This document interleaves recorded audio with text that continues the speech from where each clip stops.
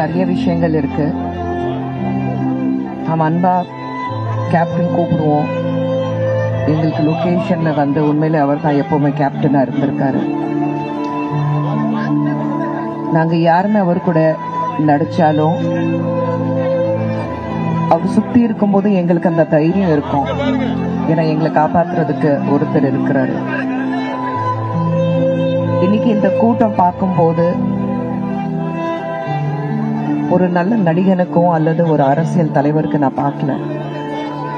ஒரு நல்ல மனிதன். யார்கிட்ட கேட்டாலும் சொக்க தங்கம். விஜயகாந்த் சார் மாதிரி ஒரு நல்ல மனிதர் பார்க்க முடியாது. சினிமா இண்டஸ்ட்ரி மட்டும் இல்ல, மக்களும் நீங்க பாத்தீங்கன்னா யாருக்கும் ஏதாவது ஒரு பிரச்சனை இருந்தா முதல்ல இறங்கி வேலை பார்க்கிறவர் தான் கேப்டன் இருந்திருக்காரு.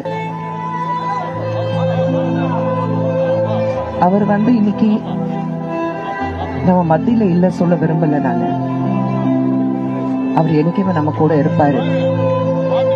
அவர் கூட பல படங்கள்ல நடிக்கிறதுக்கு வாய்ப்பு கிடைச்சிருக்கு. அதுவும் தாண்டி அவர் எதிர் வீட்டுல கொஞ்ச நாளைக்கு இருந்திருக்கேன். அப்ப அவர் பார்த்திருக்கேன். உண்மையில எங்க வீட்டுல ஒரு மூத்தவர் அப்படி சொன்னாக்க எங்க அத்தை எப்பவுமே சொல்லுவாங்க, 5 பசங்க இருக்காங்க, ஆனா மூத்தவர் தான் கேப்டன் அவர்கள் தான் எப்பவுமே சொல்லுவாங்க.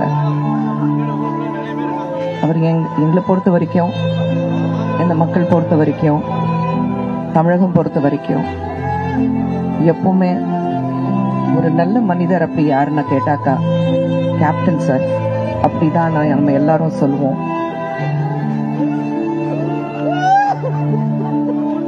அவர் பத்தி வேற சொல்றதுக்கு எதுவுமே இல்லை. அவ்வளவுதான். ஒரு சொக்க தங்கன்னா அது உண்மையில கேப்டன் மட்டும்தான்.